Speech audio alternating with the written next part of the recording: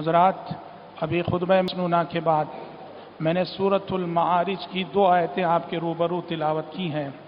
سورۃ المعارج میں اللہ تبارک و تعالیٰ نے اپنے مومن اور منتخب بندوں کی کچھ صفات کا تذکرہ کیا ہے کہ مثالی مومن کی شخصیت کن صفات سے تکمیل پاتی ہے، ایک اچھے اور آئیڈیل مسلمان کے اندر کیا کیا صفتیں ہوتی ہیں۔ تو اللہ رب العالمین نے ان صفات میں سے ایک صفت کا تذکرہ ان 2 آیتوں میں کیا ہے، جو 2 آیتیں کہ میں نے ابھی آپ کے سامنے پڑھی ہیں۔ اللہ نے کہا کہ میرے مومن بندے، ان کی شخصیتیں جن مثالی صفات سے مکمل ہوتی ہیں، ان میں سے ایک صفت یہ بھی کہ والذین هم من عذاب ربهم مشفقون، کہ وہ ہر وقت اپنے رب کے عذاب سے ڈرتے رہتے ہیں۔ ان عذاب ربهم غیر مأمون، اور یقیناً ان کے رب کا عذاب بے خوف ہونے کی چیز نہیں ہے۔ یہ آیت بتاتی ہے کہ مومن کو ہر آن اور ہر لمحہ زندگی میں یہ کھٹکا لگا رہتا ہے، یہ فکر ہوتی ہے کہ کہیں اللہ کا عذاب نہ آ جائے، کہیں اللہ کے عذاب میں گرفتار نہ ہو جاؤں، کہیں اللہ کے عذاب کا میں لقمہ نہ بن جاؤں، کہیں میری زندگی میں وہ دن دیکھنا نہ پڑ جائے جس دن کے دنیا اور ہم سب دیکھتے دیکھتے عذاب الہی کے منہ میں چلی جائے۔ مومن کو یہ فکر لگی رہتی ہے، اللہ کے عذاب کا ڈر لگا رہتا ہے، اللہ کے عذاب کا کھٹکا ہر مومن کے دل میں ہر آن، ہر لمحہ اور ہر سانس رہتا ہے۔ حضرات، کرونا وائرس کی آزمائش کے سائے میں جن حالات سے ہم اور آپ، ہمارا ملک اور دنیا گزر رہی ہے، یہ حالات اپنے اندر بڑا عظیم میسج اور پیغام رکھتے ہیں۔ بہت ضروری ہے کہ ہم سب سنجیدگی کے ساتھ اس پیغام اور اس میسج پہ غور کریں۔ اتنے بڑے امتحان سے گزر کر بھی اگر ہم نے سنجیدگی سے اس پہ غور نہیں کیا، اس کو ایسے ہی معمولی ایام کی طرح سے گزار دیں، درس عبرت نہ حاصل کریں، تو میرے اور آپ کے ضمیر اور دل کے مردہ ہونے کی اس سے بڑی دلیل نہیں ہو سکتی۔ ضروری ہے کہ سنجیدگی سے ہم غور کریں حالات کا پیغام کیا ہے۔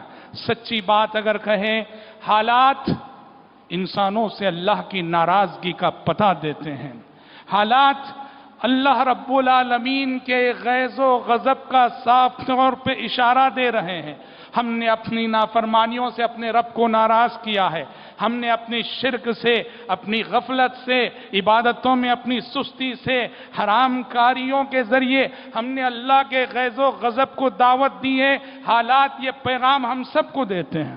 پیارے نبی کے سلسلے میں حدیث میں آتا ہے کہ کبھی اگر ہوائیں ذرا رفتار بڑھا دیتی، تیز رفتار سے ہوائیں چلنے لگتی، آندھی چلنے لگتی، پیارے نبی صلی اللہ علیہ وسلم گھٹنوں کے بل بیٹھ جاتے، اور فوراً اللہ کے نبی کی زبان پہ یہ دعا تھی، اللہم اجعلها ریاحا ولا تجعلها ریحا، اے اللہ یہ تیز چلنے والی ہوائیں ان کو رحمت والی ہوائیں بنا دے، عذاب والی ہوائیں نہ بنا۔ قوم عاد کو اسی ہوا اور آندھی کے ذریعے سے ہلاک اور برباد کیا گیا تھا۔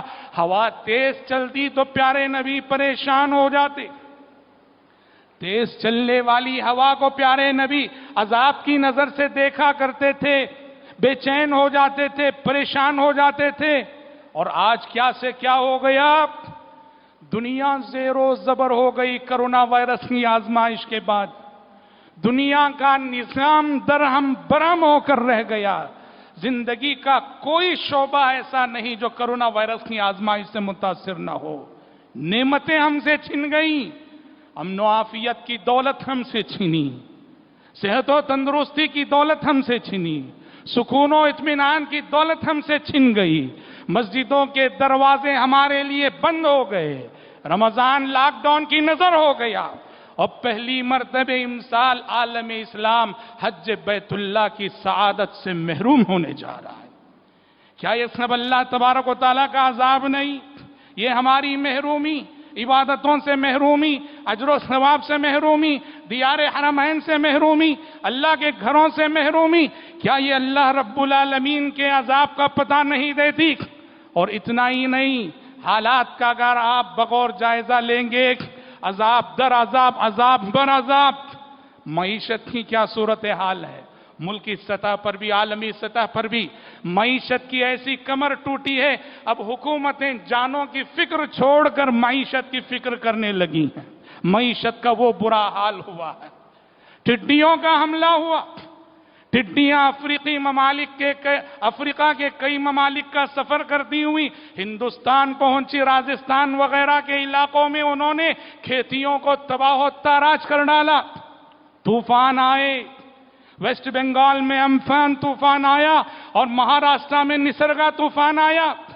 یہ سب چیزیں بتاتی ہیں ہم اس وقت ایک عذاب کے سچویشن سے گزر رہے ہیں، عذاب کی صورتحال سے گزر رہے ہیں۔ ذرا آل فرعون کا قصہ پڑھو قرآن مجید میں، اللہ نے قوم فرعون کو جن عذابات سے دوچار کیا تھا یہی تو عذابات تھے۔ معیشت ان کی برباد ہوئی، اللہ نے ان کی معیشت کو برباد کیا، فرمایا وَلَقَدْ أَخَذْنَا آلَ فِرْعَوْنَ بِالسِّنِينَ وَنَقْصٍ مِّنَ الثَّمَرَاتِ لَعَلَّهُمْ يَذَّكَّرُونَ۔ موسیٰ علیہ السلام کی دعوت کو ٹھکرانے کے نتیجے میں ہم نے فرعون اور آل فرعون پر قحط سالی مسلط کی، ان کے پھلوں میں کمی کر دی، ان کی پیداوار میں کمی کر دی، تاکہ وہ لوگ نصیحت حاصل کریں، اپنا محاسبہ کریں۔ اور جب بھی نہیں سنبھلے فَأَرْسَلْنَا عَلَيْهِمُ الطُّوفَانَ، ہم نے ان پہ طوفان بھیجا۔ فَأَرْسَلْنَا عَلَيْهِمُ الطُّوفَانَ وَالْجَرَادَ، طوفان اور سیلاب کے بعد اللہ نے قوم فرعون پہ عذاب کے طور پہ ٹڈیاں مسلط کی۔ دیکھو جو چیزیں اللہ نے قوم فرعون کے سلسلے میں بتائی، آج وہ میری اور آپ کی آنکھوں کے سامنے ہو رہی ہے، اور افسوس ہے کہ تب بھی ہم میں سے بہت سارے افراد ایسے ہیں جنہیں حالات کا شعور تک نہیں ہے۔ یہ ضمیر کی موت ہے، یہ دل کی موت ہے، اور یہ غفلت کی وہ انتہا ہے جہاں انسانوں کو شاید موت کا فرشتہ ہی بیدار کر سکتا ہے، عذاب کا کوڑا ہی ایسے لوگوں کو بیدار کر سکتا ہے۔ آج ضرورت ہے ہم تسلیم کریں، ہم عذاب کی سچویشن سے گزر رہے ہیں، عذاب کی صورتحال سے گزر رہے ہیں۔ جب بات ایسی ہے، قرآن مجید اس صورتحال سے نکلنے کا راستہ بھی بتاتا ہے۔ اس صورتحال سے کیسے نکلے ہم؟ صرف ظاہری اسباب نہیں، سماجی فاصلہ رکھو، مصافحہ نہ کرو، معانقہ نہ کرو، پاکی صفائی کو، یہ تو کرنا ہے، ظاہری اسباب ہیں، لیکن عذاب الہی کو دعوت دینے والی چیز میرے اور آپ کے گناہ ہیں، ہم انسانوں کی غفلتیں ہیں، اس لیے اس عذاب کے بادلوں کو ٹالنے کے بھی معنوی ذرائع اور معنوی اسباب اپنانا ضروری ہے، جن میں سب سے پہلے اپنی غفلت، اپنی کمی اور اپنی کوتاہی کا احساس اور اعتراف کرتے ہوئے انسان سارے کے سارے کثرت سے اللہ رب العالمین کی جناب میں استغفار کریں۔ استغفار اللہ کے عذاب کو ٹال دیتا ہے، استغفار عذاب کے منڈلانے والے بادلوں کو ہٹا دیتا ہے۔ کثرت سے استغفار کریں، استغفار کا اجتماعی کردار امت میں دکھنا چاہیے۔ اللہ نے کہا وَمَا كَانَ اللَّهُ لِيُعَذِّبَهُمْ وَأَنْتَ فِيهِمْ وَمَا كَانَ اللَّهُ مُعَذِّبَهُمْ وَهُمْ يَسْتَغْفِرُونَ۔ اے پیغمبر، آپ کے ان کے درمیان رہتے ہوئے اللہ انہیں عذاب نہیں دے گا، اور اللہ اس حال میں بھی انہیں عذاب نہیں دے گا کہ وہ استغفار کرتے رہیں۔ اس آیت میں عذاب الہی سے بچنے کے دو ذریعے بتائے گئے، ایک نبی کا وجود امت کے درمیان، اب تو نبی نہ رہے، رخصت ہو گیا آپ صلی اللہ علیہ وسلم، اور عذاب سے بچنے کا دوسرا ذریعہ بتایا گیا استغفار۔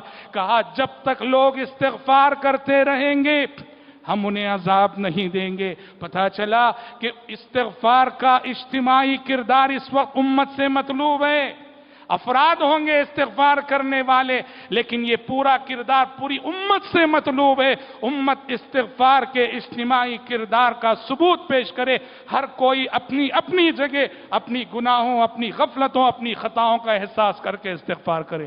دوسری چیز دعا اور مناجات، عذاب کی صورتحال سے ہمیں نکالنے والی چیز دعا اور مناجات، اللہ سے گریہ وزاری کرنا، رو رو کے مانگنا، دعائیں کرنا۔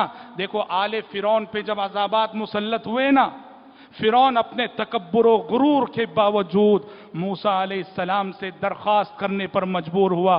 قرآن سورہ اعراف میں فرعونیوں کی یہ ریکویسٹ نقل کرتا ہے، فرعون اور فرعونیوں نے موسیٰ علیہ السلام اور اہل ایمان سے ریکویسٹ کی، درخواست کی، ذرا اپنے رب سے دعا کرو کہ یہ عذاب جو ہم پہ مسلط ہیں یہ دور ہو جائیں، ہٹ جائیں۔ اے موسیٰ، اگر تم دعا کر کے ان عذابات کو ہٹا دو گے ہم تم پہ ایمان لا لیں گے اور تمہارا مطالبہ تسلیم کرتے ہوئے بنو اسرائیل کو تمہارے ساتھ بھیج دیں گے۔ ذرا اپنے رب سے دعا کرو۔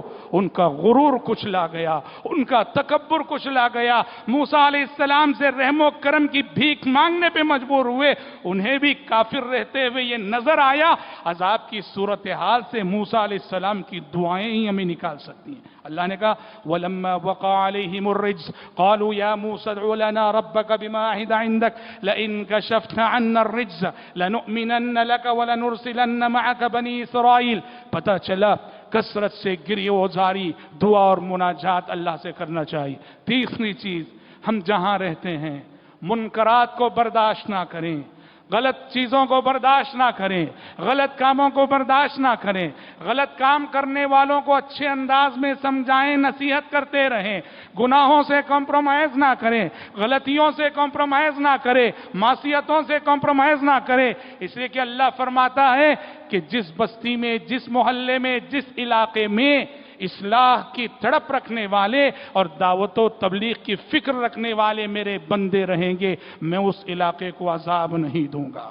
وَمَا كَانَ رَبُّكَ لِيُهْلِكَ الْقُرَىٰ بِظُلْمٍ وَأَهْلُهَا مُصْلِحُونَ۔ تمہارا رب بستیوں کو اس حال میں کبھی ہلاک نہیں کرتا کہ وہاں کے باشندوں میں اصلاح کرنے والے بھی موجود ہوں، اصلاح کی تڑپ رکھنے والے بھی موجود ہوں، اصلاح کی فکر رکھنے والے بھی موجود ہوں۔ ایسی صورت میں اللہ اس بستی کو، اس علاقے کو عذاب نہیں دیتا۔ ضرورت ہے کہ ہم آج جن ظاہری اسباب کو اپنا رہے ہیں ان ظاہری اسباب کے ساتھ ساتھ یہ عذاب الہی کو ٹالنے کی یہ جو اصل تدبیریں ہیں، معنوی تدبیریں ہیں، روحانی تدبیریں ہیں جن کی جانب قرآن مجید نے نشاندہی کی ہے ان کو اپنانے کی ضرورت ہے۔